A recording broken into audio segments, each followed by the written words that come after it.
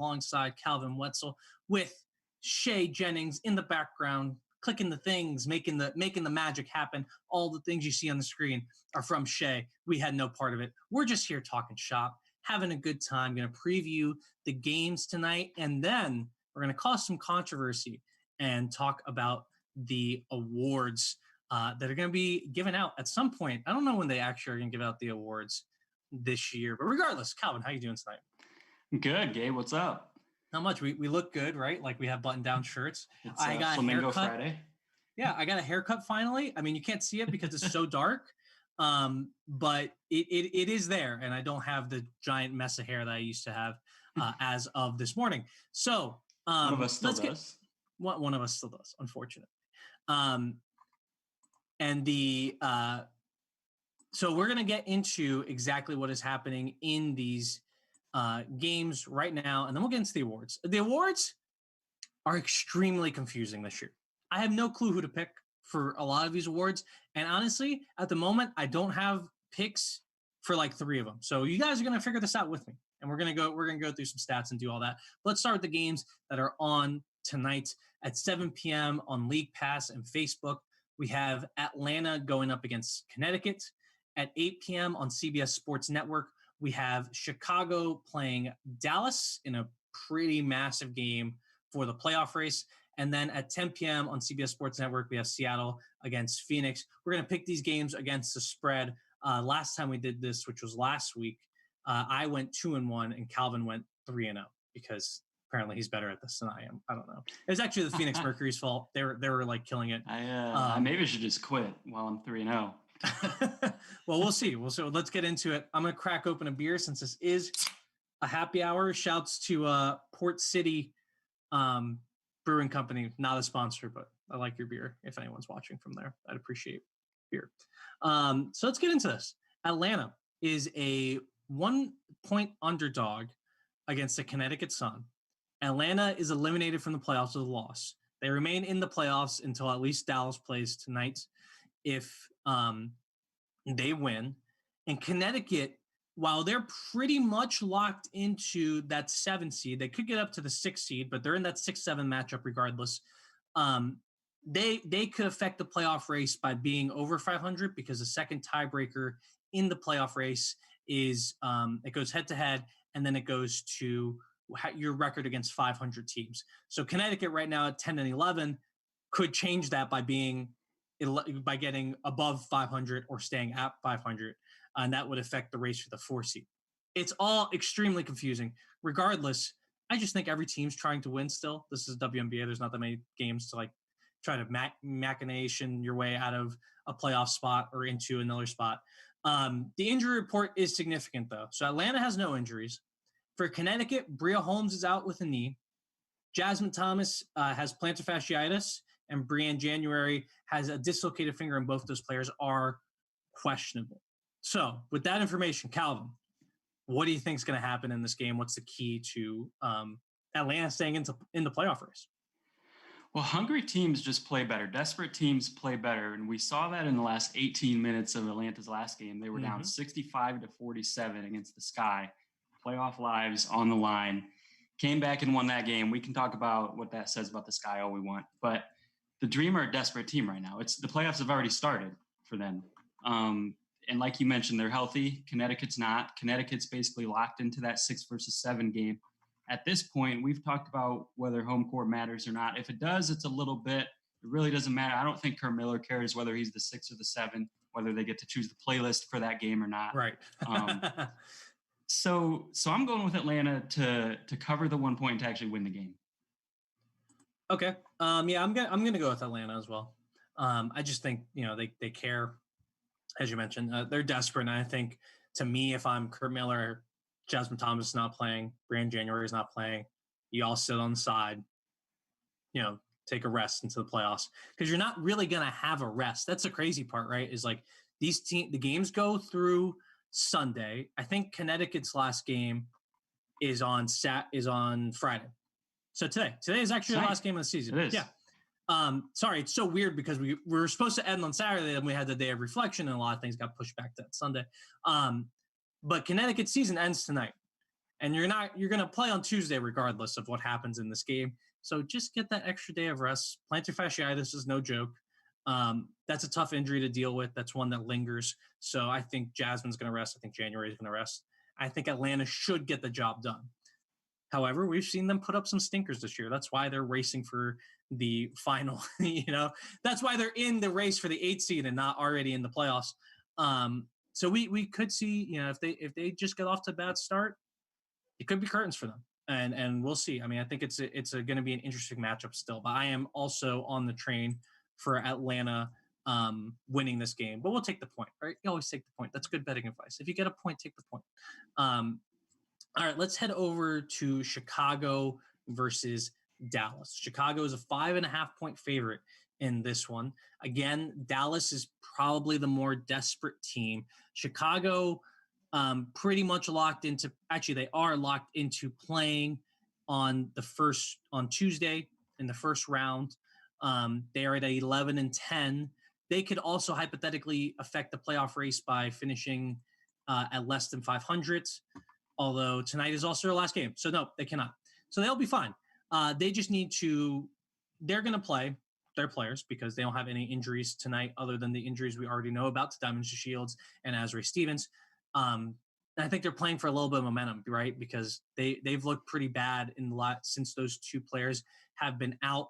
For Dallas, unfortunately, this is a game that they absolutely need to get into the playoffs as the 8th seed. Satu Sabli is out with a concussion. Alicia Gray is out with a knee injury, and Katie Lou Samuelson is out, is questionable with a foot injury. And as I mentioned, this is a massive game for Dallas. However, I think for Chicago, this is equally important because they've looked bad. So do you think Chicago is going to have that sort of fire to match Dallas's? Well, they've lost 6 out of their last 7. Here's what I'm interested. You said their players are going to play. They don't have anyone on the injury report outside of Azrae Stevens and Diamond Shields.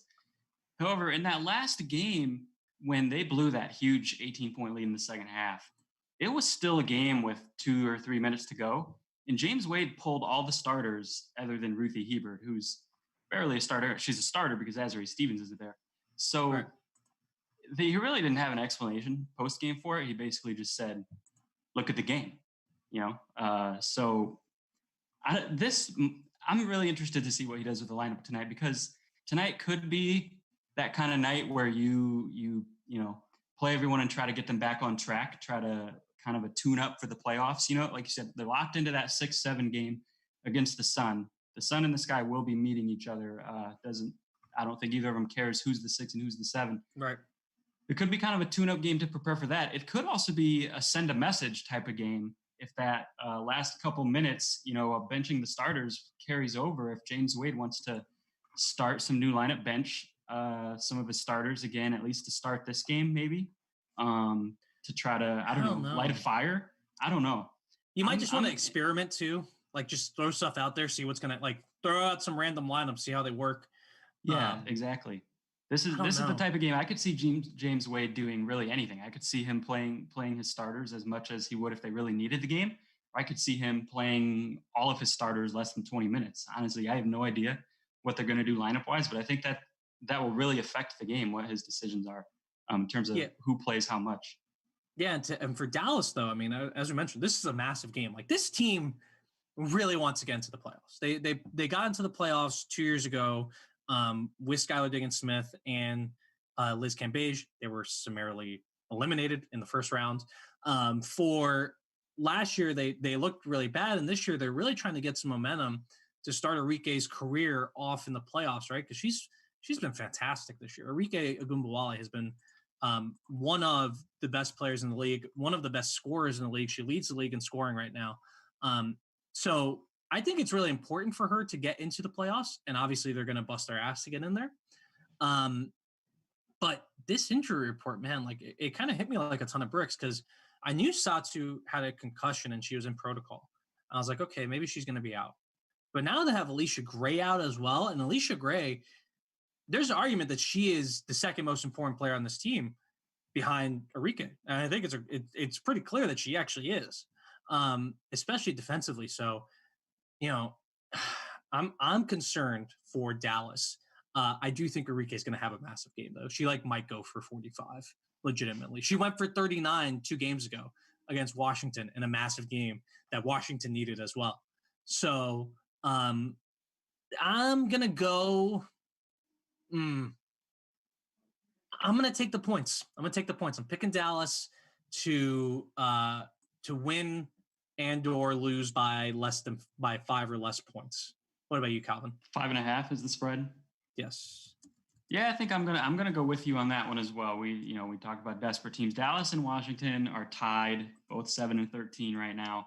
Dallas has the tiebreaker, which means if they win out their last 2 games, the last of which is against the Liberty, you'd like to think they can win that one when they really need it. So tonight is the big one. They win those 2, they're in. It doesn't matter what Atlanta does. It doesn't matter what Washington does. You did mention the injuries, but it's so important. We know that if Dallas gets into the playoffs, they're probably not going to make a deep run. At best, maybe they, pick someone off and win 1 game. They're not going to make the finals or anything. But we also know that playoff experience is so important when teams are kind of ready to make that deep run in a year, 2 years, 3 years down the road. If Dallas has built to that point where Enrique is an MVP candidate, they're contending for a top 2 or 3 seed. You want them to have had this extra experience in the playoffs before to fall back on. You want almost none of their roster basically has made the playoffs other than Alicia Gray, I think, and she's out, right? There might, I guess, Stu has made the playoffs with the Sky last year, and she barely is getting on the court for them. Almost everyone in their rotation has never made the playoffs. So this is vitally important for them just to get that 8 seed and get that experience under their belt. No, I agree, and it's gonna be tough, man. If they make it, if they win tonight, they've earned that spot. And honestly, they've been really impressive all season. Brian Agler's done a really good job, I think. I think it's been a little crazy and disorganized because early in the season he was just kind of like throwing stuff against the wall because he didn't know his personnel all that well, which is fair because they have a brand new team essentially. And I think since then he's really gotten them going. And I don't want to see Enrique in the playoffs personally. If I'm the 5 seed, I'm the 5. The 4 seed. I don't want to see them. Actually, yeah, they would be the 5 seed. Both 5 seed first, and if they can pick off the 5 seed, now you're playing the 4 seed. So either way, I don't want to see Enrique in the playoffs. Although I think I don't want to see Washington more. That's a conversation for a different day. But I think I wouldn't want to see Washington more than I'd rather see Dallas. Okay, and weirdly, in like the least important game of the night in terms of the playoffs, Seattle takes on Phoenix. Seattle is a 4.5 point favorite. The injury report for this one, for the Phoenix, it is very long. For Phoenix, the Mercury, it is very long. Nia Coffey is out. Obviously, Bria Hartley and Brittney Griner are both out for the season. It seems like Brittney Griner's not coming back to the bubble, and Bria Hartley has a knee injury, so she's gone. Kia Vaughn is questionable with the knee injury. Alana Smith has an ankle, so she is also questionable. If neither of those 2 players play, I believe Phoenix is down to 6 players. There's something close to that. There's 6 or 7 players already. And then for Seattle, Sue Bird is questionable with the left knee injury. Brianna Stewart is questionable with the left foot. Bird's had problem with that knee all season. And Stewie, this would be her first missed game. I imagine she's going to play because they can lock up the 1 seed tonight if they have a game against Las Vegas. They need the Aces to lose tomorrow, I think. Okay. They play each other Sunday, but if the Storm win tonight and the Aces lose tomorrow, that game on Sunday will be meaningless, at least for the Storm. We'll have locked up the 1 seed. Okay. So that game on Sunday is going to be dope. But so it is important in terms of seeding. But that's, I don't know. I mean, it probably just wants Stewie to rest, right? I don't think I'm playing Sue Bird. Sue Bird's had problem with that knee all season. She had a scary collision with Satu Sabli the other night too, which is why Sabli's also out with a concussion. That was, prayers up for both of them. That didn't look good. But I agree. I don't think you play Sue Bird tonight. But for Phoenix, this game is very meaningful. I mean, they are currently in the 4 slot, tied with the Minnesota Lynx at 13-8.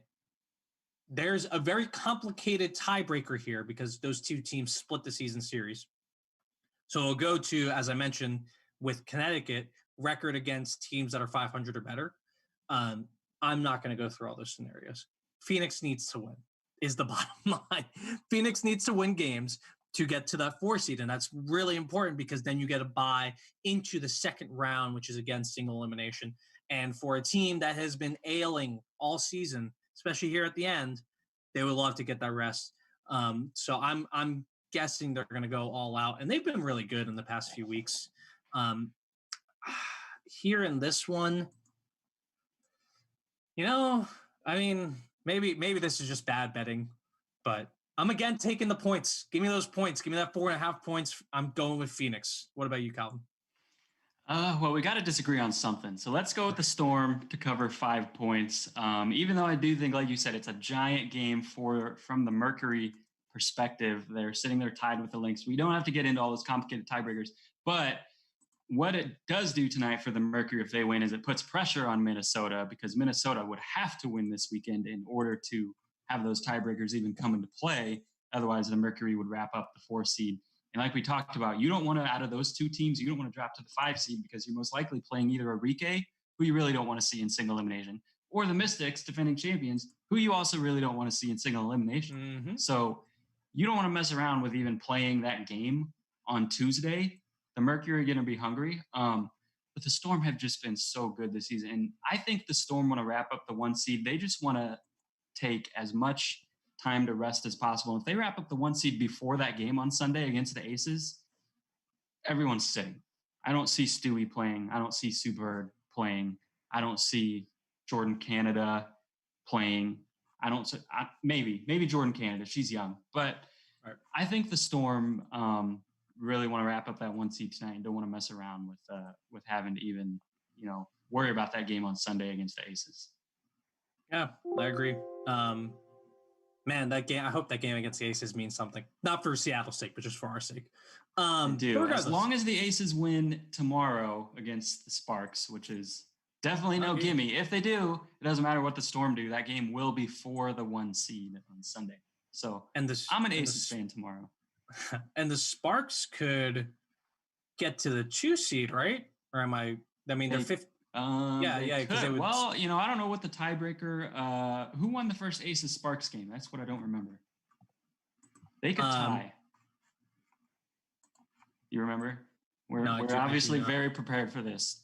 Just so everyone knows. I don't have that in front of me. Yeah. Anyway, let's put it this way: the Sparks can tie the Aces, and that would require beating the Aces tomorrow. So the Sparks would have 1 win over the Aces. If the Sparks won that first game, the Aces won the first. All right. Well, in that case, the complicated tiebreakers would come into play with the teams over 500, which I have no idea. I could spend an hour figuring that out after this show. But yes, I think it is possible for the Sparks to get the 2 seed if they're able to get that complicated tiebreaker and win out. Yeah. Okay, let's get into somewhere where we are going to disagree, because I think we've been too chummy. We've been too chummy here today. We've been too chummy. We haven't given the people what they want.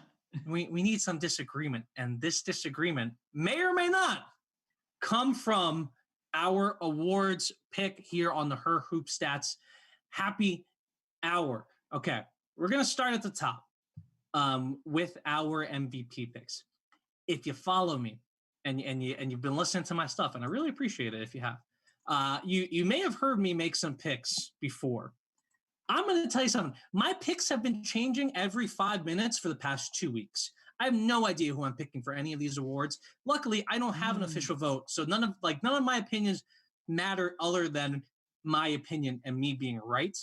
And I just think this season has been insane in the individual performance area, right? Like, there is an argument for a ton of players for all of these awards. We're not going to make an argument for every single player, and we're sorry. And if you feel offended, great. Take that energy with you into the playoffs. And if your team's getting eliminated, take that energy with you into next season, whenever that happens. But we are going to make an argument for a few teams. So let's start right now with the MVP. Calvin, I'll let you take the floor here and make your pick. Ignore this jersey that's behind me for right now. Calvin, go ahead and make your pick. Gabe has no jersey bias. Yeah, this is a great one to start with because I think we do agree. So right after we told everyone we're going to disagree, I think we might agree. You can prove me wrong. I'm not sure if you've changed your mind the last week or so. To me, there are 6 people that you could kind of talk about. Basically, the best player on each of the current top 6 teams in the standings. With all due respect to Candace Parker, Diana Taurasi, Courtney Vandersloot, Nafisa Collier, I think it's a 2-horse race with Stewie and A'ja Wilson. Their teams have been the best all year. They've been the best players all year.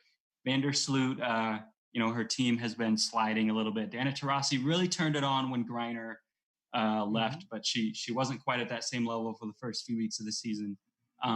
Collier's third in my mind, if I had to pick a third. But A'ja and Stewie, it's splitting hairs. It's so tight. I don't think there's a wrong answer. If you look at all the win shares per 40, player efficiency rating, all of that's complicated value stats stuff that we love at Her Hoop Stats because we're all nerds. All of that stuff, they're top 5 in everything. Both of them are top 5 in all of those. You're really splitting it right down the middle. To me, where the separator is the load that A'ja Wilson has had to carry. The only player in the league who plays as many minutes as she is and has a higher usage percentage is Arike. And that's not a knock on, what Brianna Stewart is capable of or how good a player she is. It's just in terms of how much she is needed to do how much A'ja Wilson is needed to do in order to get the Aces to where they are. I don't think anyone had them really making a jump from last year when they were the 4th seed, if I remember correctly.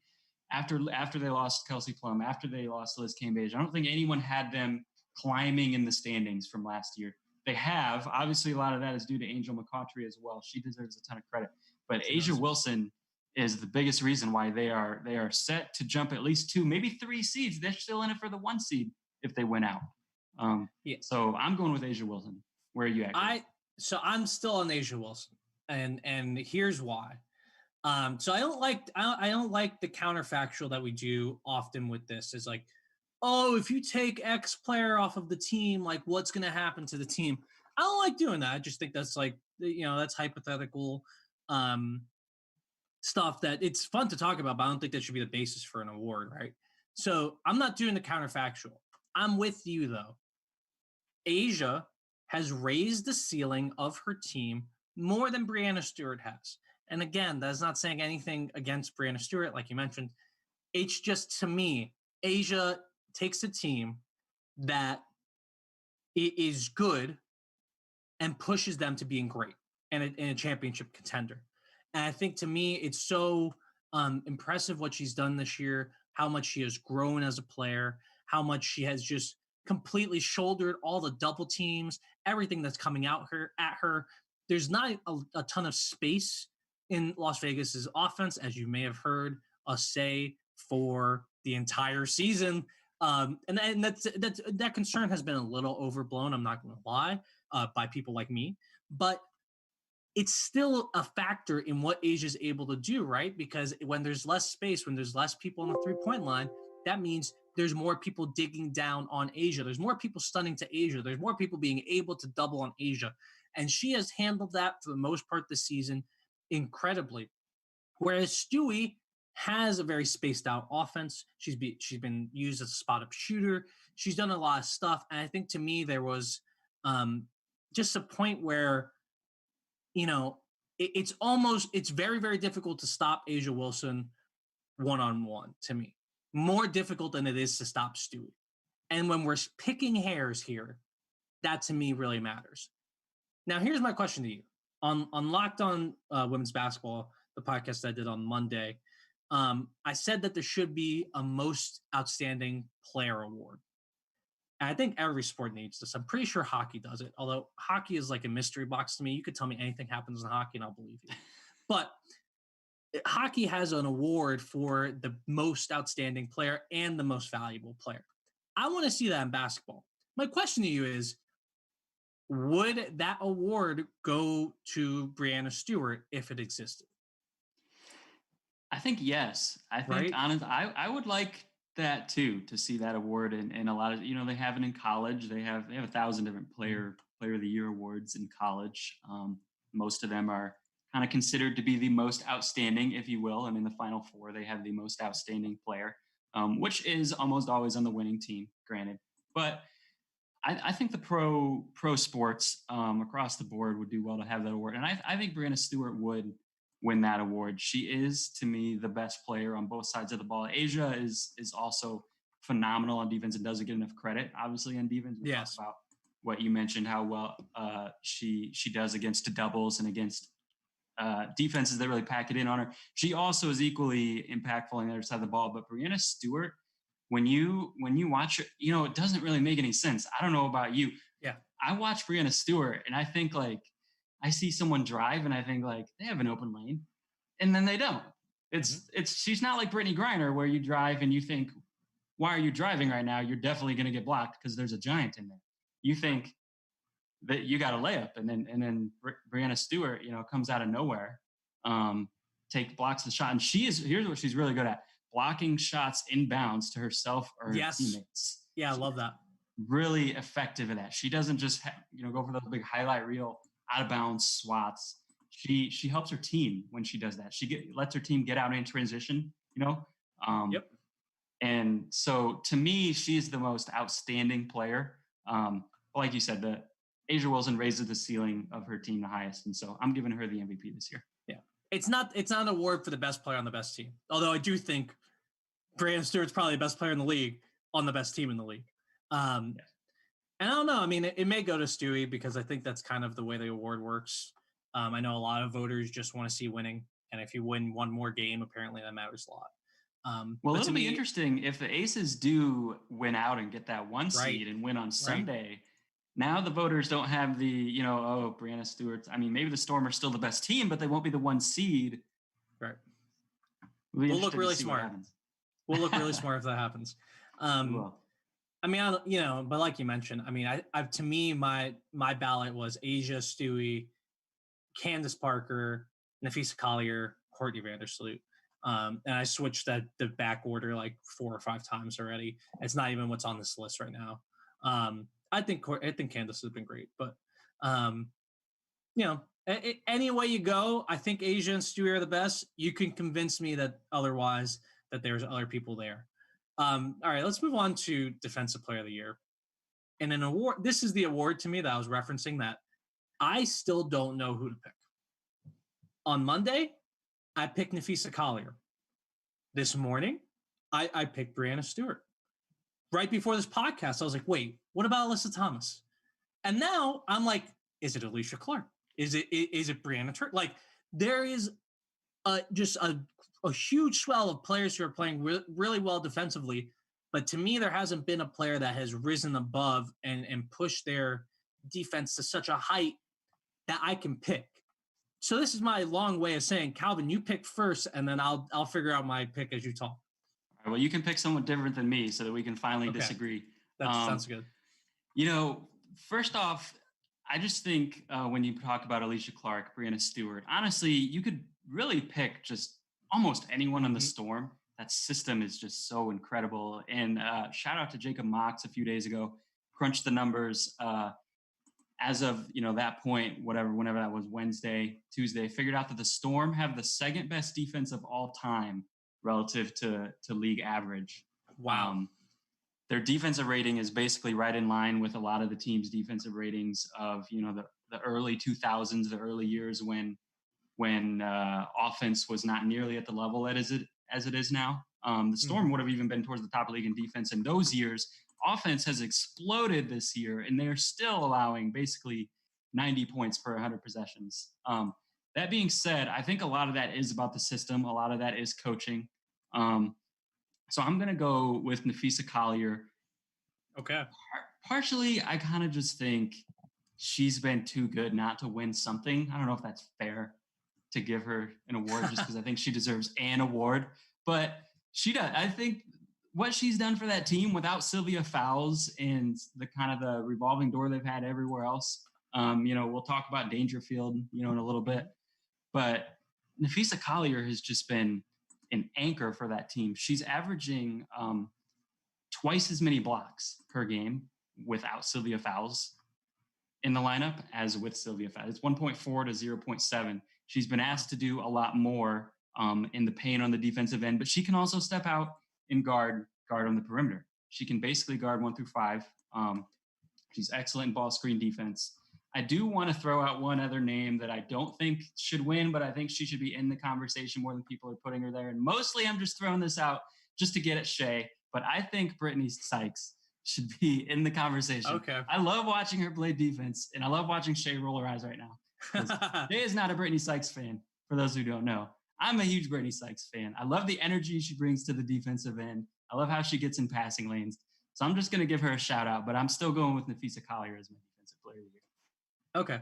Shouts to Britney Sykes. She has been great. She's not on my ballot, and neither is Candace Parker for the same reason is that I think that Los Angeles defense they just kind of get lost sometimes. Like at times they're just like giving up backdoor cuts. Like last night against Washington, they're giving up backdoor cuts, open threes, and it's like, guys, like you have the defensive talent here to be much better than you are playing, and that kind of makes me mad. Which brings me to my pick. Man, I still don't know who I'm going to pick. All right, I'm going to go with Brianna Stewart because so there is an element, and I hate doing this, and if anyone wants to get mad at me, feel free because I understand, that I do want to give Brianna Stewart an award because she has been phenomenal this year on the best team, on the best defense, as you mentioned, one of the best defenses in league history, and she's been the anchor of that defense. I had gone with Nafissa Collier on Monday, but when I started to dig into it, Minnesota's defense just got worse. Not necessarily, there wasn't a huge dip number-wise, but they just kind of got worse. Like as soon as Sylvia Fowles went down, and obviously they would get worse when Sylvia Fowles went down, but they cratered a little bit too much for me to say Nafisa Collier is the defensive player of the year over one of these Storm players who have consistently been the best defensive team in the WNBA. The problem that I had picking a Storm player was, there are just so many good ones that the system, it feels like a system quarterback, right? Like you're not gonna pick someone who's just slinging the ball all over the yard. And it's pretty easy for Brianna Stewart to be in the top. She's in the number 7 in blocks per game this season, and she's in the top 10 for steals per game. And it's pretty easy for her because she can kind of just like roll around, and if you get lost, guess what? Like there's Alicia Clark there to pick you up. There's Natasha Day Howard there to pick you up. There's Jordan Canada there to poke the ball free. So that was my problem with it. But I just think, she's been the best defensive player on the best defensive team, one of the best defensive teams ever. So I'm going to go with Stewie. And I don't know, man. It's tough. You could convince me for anyone. So my ballot right now, and it's going to switch over, is Stewie, Nafisa Collier, A'ja Wilson, who I didn't even bring up in this conversation, Alicia Clark, Brianna Turner, and Alyssa Thomas. I'm not sure I get that many picks. I don't really care. Whatever. So here you go, Gabe. So you're the host. You're supposed to ask me the question, but here's my question for you. Okay. You picked Brianna Stewart. Hey, this is a happy hour, dude. Wilson. We're just hanging out. All right, good. Yeah. Brew, hanging out in our button downs. Touche. Flamingo Friday. Again. That's for those who didn't join us right off the top. You mentioned Brianna Stewart and A'ja Wilson. We talked about Nafisa Collier for both. What do you think are the chances that voters will give the same person both of these awards, MVP and Defensive Player of the Year? And also, anyone watching, if Curtis Zimmerman watching, he'd be a great one for this question. How many times has that happened? Has someone won both? Ooh. I don't know the answer. I'll try to find that out. But I don't know. I mean, all right. It's very rare, I'm sure. I want to say Tamika Catchings has done it. But I will look this up as we talk. All right. I think it could happen. Although I don't think if it happens, I think it'll be weird because I think people are thinking like us, right? Like if you're going to give the MVP to A'ja, you're going to want to give the Defensive Player of the Year to Stewie. You're going to give the MVP to Stewie. You're going to want to give the Defensive Player of the Year to A'ja. And I just don't I mean, those could cannibalize the votes. I would say it's unlikely. And I think, man, I don't think it's going to happen. I would say no. I don't think that's going to happen because to me, it's just like there hasn't been someone who's been that dominant in the league this year to get both those awards. But if you told me it did, I wouldn't be super surprised. What about you? What do you think? I'm going to look this up. I'm going to look up your question though, as to if anyone's ever won it in the same year. But who do you think it's possible? I mean, I think it's possible. I agree with you though. I think a lot of people are kind of thinking along the same lines as us. And well, like you said, no one's really been that dominant. It's actually, I think that multiple people have been that dominant and so dominant they deserve an award, whatever the award is. Maybe it's MVP, maybe it's Defensive Player of the Year. I think most people would agree that A'ja Wilson deserves some type of award. Brianna Stewart probably also deserves some type of award. And a lot of people are going to vote for one way and one the other way, or Nafisa Collier or whoever it is. So I don't know if a lot of people individually will vote for the same person for both of them. Question is if enough people, even if no one person votes for the same candidate, same player, if any player gets enough votes on either of them that they barely edge out everyone else. If you have like Nafisa Collier, like a political third party, kind of comes in and steals enough votes from one of them, that the other one ends up. I don't even know which one that would be. Maybe A'ja, because they have a podcast together. I have no idea. So that's why I put that originally, to be honest, that's why I voted Nafisa Collier Defensive Player of the Year, because I was like, I want the podcast to sweep the best awards. Also, I found out our answer. And Curtis, if you're watching and or listening to this at some other point, let me know if I'm wrong. But Yolanda Griffith won both awards in 1999. Cheryl Swoops did it twice in 2000 and 2002, which is incredible. And then who was the other person? Lauren Jackson did it in 2007. Those are the three players to do it. It's been 13 years. NBA, in basketball professional basketball history in this country, it's only happened so that's 3 times. It's happened 5 times because Hakeem did it and Michael Jordan. And possibly Giannis this year. Possibly Giannis, who's sitting at home thanks to the Miami Heat. Guys, we made it 39 minutes into this episode. There it is. Without me mentioning the Miami Heat. Let's go. I teed you up, Gabe. This is why I brought up Giannis. I teed you up. I knew it had been too long. It was time for you to bring up the Heat. You're welcome.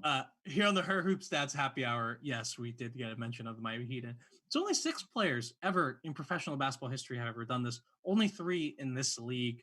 I don't know how Cheryl Swoops did it twice. I need to find some Cheryl Swoops tape because that'll be a project for me and for Shay and me, for us later in the off season. But let's get back to this season. Let's go in an easy award because we're running out of time. We only got 20 minutes before game time as the Atlanta Dream and Connecticut Sun are going to tip off on League Pass and Facebook in just a little bit. All right, Rookie of the Year. To me, it was pretty easy. I picked Crystal Dangerfield. Shouts to Candy Carter. Shouts to Satu Sapley. Shouts to Julia Alamon, Tia Cooper. Great players. But Crystal Dangerfield has been head and shoulders above everyone else to me. Well, here's what makes this a little bit less easy for me is the fact that Kennedy Carter, let's see, the Dream play their last game tonight, right? I think. And assuming Kennedy Carter plays, she will have barely played enough games to qualify for per game leaderboards, such as leading rookies in points per game, assists per game, etc.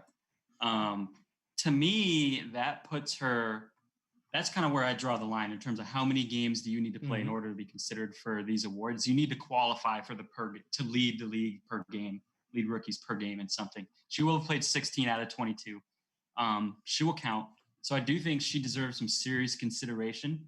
That being said, I am still going with Crystal Dangerfield. I'm not an eye test guy, but I'm going to break my own rule because Crystal Dangerfield is, I don't know if there's anyone in the league who is as quick as her and who can stay in front of her. Her hesitation move is one of the most fun moves in the league to watch, in my opinion.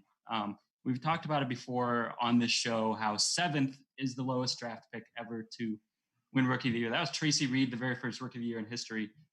Dangerfield was 16th. I think she's going to win and she's going to blow that record out of the water. No, I agree. Yeah, I agree, and I'm with you on Carter. No, I'm sorry, my light just went out. That's why I'm darker now. Although you can see my hair more. There's so much less hair of it. Now we can see Gabe's great haircut. My West Coast lawyer haircut. But yeah, so I'm with you. I just think Crystal Dangerfield's been magnificent. There is also an element to the fact that she is like going above and beyond our expectations for her. She's leading a playoff team. She's been there the entire season. So I think she's pretty clearly the rookie of the year. I'm with you on Carter. If only she had played a couple more games, this would have been a much closer race to me. But to me, it's just separate. One thing Carter could do to make it even a little bit closer is she could go off, and somehow she would also need some help from the Liberty to beat the Mystics, to beat the Wings. Shout out to Kelsey Bibick for renaming the Atlanta Dream Twitter page New York Liberty fans. That's hilarious, and I love it. If we were picking a PR MVP, no shade to anybody else. Everyone else has done a tremendous job. But I would pick Kelsey Bibick. She's been Twitter game is fire. That was a bold move. Got to get a shout out in there. I do think if that were to happen, if the Dream get into the playoffs, and especially if they get into the playoffs on the back of some 40-plus point outburst or something crazy from Kennedy Carter tonight, she really could make it even more of a conversation. But yeah, like you said, Dangerfield has just been, a stabilizer all year in the backcourt for the Lynx. They've really needed it. Bridget Carlton is the only other guard that has played in every game. Shanice Johnson has missed some games. Odyssey Sims obviously was out at the beginning of the year. Lexi Brown has missed some games. Yeah. So Dangerfield, it's been key to have Crystal Dangerfield in there at the starting point guard spot, running the show for every game. I agree. And I think we'll see how much it looks different in the years to come. Although I don't think Crystal Dangerfield's going anywhere. I think Crystal Dangerfield's going to do just fantastic for the rest of her career. All right, let's move on to most improved. But before we do that, we're going to remind you. Actually, I do want to tell you guys. I just saw a tweet from Alexa Philippou, who is one of the best people covering the WNBA for the Hartford Currents. She just said that Kurt Miller said that he is looking to manage minutes tonight. He wants to keep momentum going into the playoffs, but he wants to manage minutes tonight. So we may see a kind of shorthanded Connecticut team here against Atlanta, which could lead to some Kennedy Carter fireworks, especially if Jasmine Thomas is not playing, which I would imagine she's not playing, and Brianna January. Both Thomas would probably be guarding Carter if she was. So yeah. No, it's really interesting. And that shows you how fluid all these awards are. Like, I think any of these, like, things, I'm pretty sure on MVP, I'm there. Defensive Player of the Year, as I mentioned, I still have no clue. That could change between now and Sunday. Rookie is a little bit fluid. To me, it's going to be Crystal Dangerfield, though. But as we mentioned, everything is fluid. Everything can change. So to give you a recap on who we picked for MVP, we both picked Asia Wilson of the Las Vegas Aces to get her first MVP. For Defensive Player of the Year, I picked Brianna Stewart. Calvin picked Nafisa Collier. For Rookie of the Year, we both picked Crystal Dangerfield. Now let's get into a hot one for me. This one is super hard to pick because all season long, I said Banaja Laney is the most improved player in the league. However, watching Maisha Heinz-Allen in these last few games push Washington into a position where they can get into the playoffs with not a ton of help. You're not asking for a ton of help to get into the playoffs, and it's been mainly on the back of Maisha Heinz-Allen. To me, it's becoming a little cloudy. So what is the situation for you, Calvin? Who are you picking for most improved player? Well, this is another one where who gets that 8 seed could determine who some of the voters pick, especially if, like you said, if it goes to Washington or if it goes to Atlanta based on huge performances from Maisha Heinz-Allen or from Banaja Laney. There's a lot of great candidates this year, and there are going to be multiple people who maybe could have won this award in different years and are going to go home empty-handed because of how good this year this has been for people improving, which I think is not a coincidence. You have a lot of opt-outs, a lot of injuries this year because of COVID, social justice, other reasons. Obviously, all the situations surrounding this season. Opportunity, baby, land of opportunity. Opportunity, exactly right. that's why Maisha, in a normal season, I don't think Maisha Heinz-Allen would be much more in the rotation than she was last year. Obviously, she has become better as a player, but she wouldn't be asked to do what she's doing if Elena Delandon were out there, if Tina Charles were out there. She wouldn't need to be, and we might not be able to see her ceiling in the way we were seeing it. So I think this season has really given us a lot of good candidates for that reason. I'm going with Betnijah Laney because I think that you mentioned it, opportunity. Not to say that these other players have not improved as players, they have, but I think a lot of the statistical production that we've seen in terms of an increase from Kalia Copper, from Maisha Heinz-Allen, even from Demiris Dantas, for example, is due to opportunity. You know, Sylvia Fowles goes out, Dantas steps in, Diamond DeShields goes out, Kalia Copper steps in. We talked about Maisha Heinz-Allen, but Betnijah Laney does not fit that. She was already averaging 26 minutes per game last year on a team that really did not have a lot around her to take away looks or opportunities. On a non-playoff team in the Fever, her shooting percentages weren't very good, to say the least. She goes to the Dream this year, basically the same opportunity that she had last year. Indeed. The Dream didn't really, it's not like there were some big sort of roadblocks that were removed in terms of playing time. All of her shooting percentages across the board have skyrocketed, even with her taking basically double the amount of shots per game and her usage percentage going up from 13% to 23%. That's insane. But she earned that, though. That's the thing. Is like that. Yeah. Right. Sorry, go ahead. No, I was just agreeing with you as we have I think we have this graphic still up. I'm not sure, but showing you the increase in her stats. Her scoring went up by a ton. Her assists went up by a ton. Her minutes didn't go up by that much, but she earned that time on the ball. It's not like she came into the season and they're like, all right, it's time to feed Betnijah Laney. It's like, no, she just came into the first game. There's no Courtney Williams. They had several injuries, but she just kind of took the ball and said, you know what? I'm showing you what I can do. She's turned into a great spot of 3-point shooter and is now proving that she can just be a scorer in this league. And I'm really, even really her happy. Free throw percentage, Gabe, 58 Huge. to 85. Huge. That's unheard of, even with the small sample size of 31 free throws attempted last year. 58 to 85 is unheard of. And I want to take a bit of credit here because last year, there's no way that she ever read this article, but last year I wrote an article about the Indiana Fever saying, let's take a step back. And it was basically calling out basically the Fever's ideas that like you're taking these really long twos, which they took a ton of last year. And Laney was a big culprit of this, where she would just step in 1 foot in front of on the free throw line and hit a long two or miss a long two. And I was like, just take one step back, be aware of where you are on the court and take one step back. And she has done that this year with flying colors. She's taken like 3 steps back and hitting the ball, hitting shots from everywhere. Okay, we're running out of time here with 10 minutes left. So I'm gonna say, because I want to disagree, and also because I'm really hyped up off Maisha Heinz-Allen's performance last night with 26 points, I'm going Maisha Heinz-Allen. And the rest of my ballot is Kalia Copper, Brianna Turner, Demiris Dantas, Britney Sykes is in that mix too. Although to me, like I saw this coming for Britney Sykes. I don't know why. I just really liked her in Atlanta. There's the face from Shay again. Shay, you guys can't see Shay's face, but I'm not looking at her because I want to. How many times can we mention Britney Sykes in this show? But Maisha, man, like what she, and shouts to Jen Hatfield, who told me before the season that this was before all of the opt-outs happened. She was like, if Maisha can get on the court, she's going to be a problem. If Maisha can get on the court, she's going to be a problem. I was like, all right, Jen, like, relax, bro. Like, whatever. Like, I like Maisha too, but I don't think she's going to do a lot this year. She's proven that she's like a star. She is the third. She came into the season probably as like the 4th option on this team. And she's become the first option. She's become the player that they look to get a big bucket. She's become the player that other teams have had to focus on and try to stop. And that has not changed since the first week of the season where the team was 3-0 and she was leading them.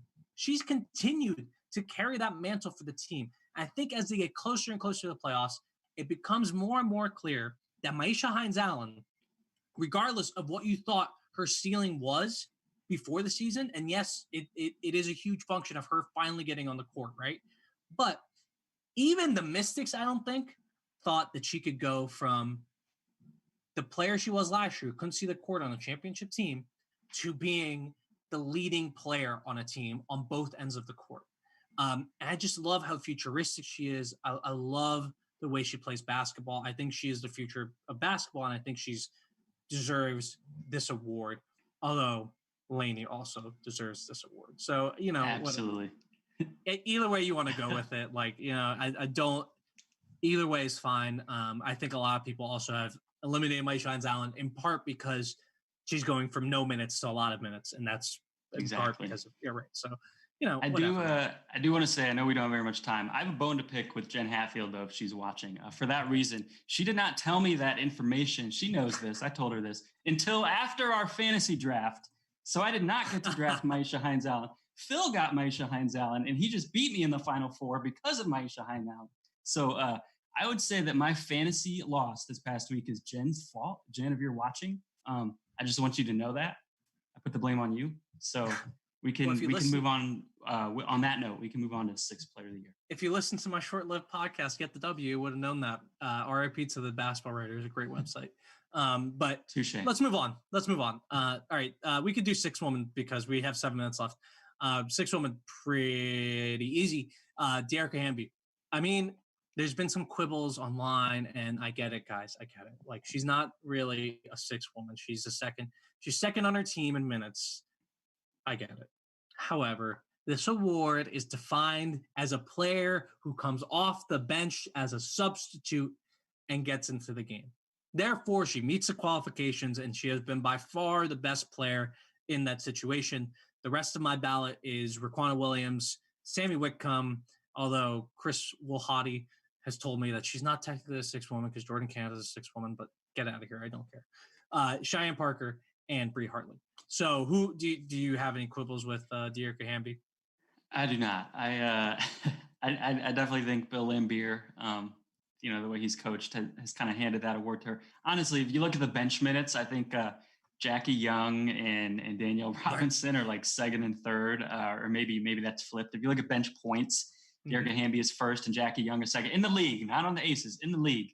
The Aces basically have the top 2 or 3 in terms of bench anything, fill in the blank, whatever the stat is, because Jackie Young, Danielle Robinson, Dearica Hamby play so many minutes off the bench. Carolyn Swords, Lindsay Allen, in the starting lineup don't.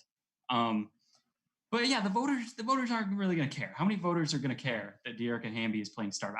None of them. They can't. By definition, law. You're going to get lawyered now. By definition, she meets the definition. Therefore, you can't not vote for her if you think that she is the best sixth woman of the year. You can't do it. Gabe is a lawyer, if our listeners don't know. So Gabe has authority on this. Smack gavel, the judge's hammer. But the side note, we should call the gavel Mjolnir, but that's neither here nor there. And another side note, another tweet from Alexis Phillip, who's getting a lot of play on this podcast. I mean, on this episode of the Her Hoop Stats Happy Hour. The Sun will be going with their usual starting 5. So Jasmine Thomas, Brianne January, DeJuan Bonner, Alyssa Thomas, and Bree Jones are all playing. Wow. We'll see what their minutes are like once this game starts in about 5 minutes over on League Pass and Facebook. But you can continue hanging out with us. The game's not going to start until like 7:05. That's what they don't tell you. Side note, I appreciate the WNBA for being close on time. The NBA, I don't know if any NBA people, it says the game starts at 6:30 and there's nothing going on until like 7. It's like the game starts until 7:05. I'm like, all right, guys, this is not okay. They're really trying to get those eyes on the pregame show because it's forever. The pregame show is fun, but just tell me when the game starts. Like, I'll tune into the pregame show as well. I have not watched anything but basketball for the past 4 months. Like, you think I'm not going to tune into the TNT pregame show, guys? Like, really? This is another reason why I like college basketball. They always start, like, on the minute, maybe a minute late. College doesn't mess around. They got homework to do, yeah? Well, depends which college you go to. Yeah. Anyway, that's a different show. All right, let's go to Coach of the Year. We again probably agree on this one. Although I think there is a lot more, unlike six woman and rookie, there's a lot of discussion here for me. I'm going to go with Cheryl Reeve. I think Bill Laimbeer deserves credit. I think Sandy Brondello for what she's done in the second half of the season deserves credit. I think James Wade deserves a lot of credit. I think, frankly, Coach Tebow deserves a lot of credit, although that may be a little bit of a homer pick because I live here and I get to talk to Coach T a lot. But Reeve, to me, has provided the most value to her team through what I consider to be coaching, which is culture building and player development, and then her decisions on the court. To me, there hasn't been anyone who's really like stood out as far as decision making on the court because like I love Bill Laimbeer and he's doing a good job, but I would not start Carolyn Swords. But the culture building and player development to me is so important. And we're getting our second mention in the Miami Heat right here on the Her Hoop Stats Happy Hour. I think the Miami Heat kind of emulate what Reeve does in Minnesota, taking Crystal Dangerfield from a good player who could help your team to a player who's in a very important role and doing that role really well. Same with Bridget Carleton, right? Like Bridget Carleton is playing a very important role in this team. You wouldn't have thought that before the season. And I think that's because, you know, everyone who comes in is important to the program. If you're there, you're important to the program. And they're going to make sure you're better because they don't know who you're going to call on. I think Damiris Dantas also falls into that category. And they're fighting for a bye in the playoffs without their best depending on how you feel about Nafisa Collier, on probably their best player in Sylvia Fowles. And I know Cheryl Reeve considers Sylvia Fowles to be their best player, despite how great Nafisa Collier is. I just think that, to me, her coaching has been the difference between this team being, you know, maybe a 7 seed and being where they are, which is a 4 or 5 seed. 100%. I'm with you. I love that you brought up the point about player development. I'm going to make that point too in our roundtable article that will be coming out next week, picking the awards. You look at, you know, no one thought Bridget Carleton would be this good. No one thought Damiris Dantas would be this good. No one realized Crystal Dangerfield would be this good, at least this soon. And no one realized Nafisa Collier would be this good, you know, coming into a year ago, at least when she was picked 6th. It's, you know, they talk a lot about how she takes a team that doesn't necessarily have top 4 talent and gets them a top 4 in the standings, but they might have top 4 talent because she turns them into a top 4 talent. Exactly. In practice. And she deserves a lot of credit for that. I do think Bill Laimbeer, like you said, should be in the conversation. It really doesn't make any sense that they have the second best offense in the league, but they do. That's a big credit to Bill Laimbeer and his 80s ball. Brondello and James Wade, if you put first half James Wade and second half Sandy Brondello together, that would be the coach of the year. And it wouldn't even be close. But because they've each had basically half of a really good season, and Cheryl Reeve has kind of put it together throughout the whole year, I'm going with Cheryl Reeve as well. Yeah, I think I think all the coaches have done a really good job this season. I mean, we only have 12 teams. And I think it may be a kind of cop out. Like there has been some head scratching decisions, Indiana.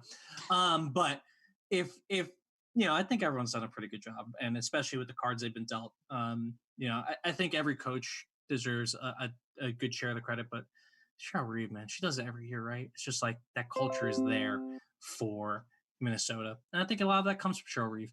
And that also matters because she's the GM. We didn't do executive of the year because I don't want to have to figure that out. Because I know like the CBA and the player movement stuff has kind of like been my wheelhouse, but I don't want to do it right now. It's just been too crazy. It's too tricky when half of them are coaches as well. And it's 6 o'clock, 7 o'clock your time. It's 7 o'clock Eastern, which means we are out. Enjoy the basketball tonight. Atlanta and Connecticut will be tipping off shortly on League Pass and Facebook. Then you got Chicago versus Dallas at 8 p.m. on CBS Sports Network. At 10 p.m., you got Seattle versus Phoenix on CBS Sports Network as well. So, guys, thank you so much for joining us. If you popped in for a little bit, we appreciate it. We will be doing this a lot more during the playoffs. So I think we're going to try to do it every playoff round. But you know, schedules happen. But you know, we'll see. We're going to try to do this every playoff round. And we're going to do what we can. So thank you to you guys for joining us. Thanks to Shay Jennings for putting it all together. And thanks to Calvin for hanging out. Flamingo Friday. Flamingo Friday. Represent. Have a good Flamingo Friday. Haircut Friday. That's guys, right. I feel like a new person. Yeah, I feel like a new person. You look like a new person, Gabe. You look great. Yeah, and thanks to me for looking great and talking through this, guys. Y'all have a great day.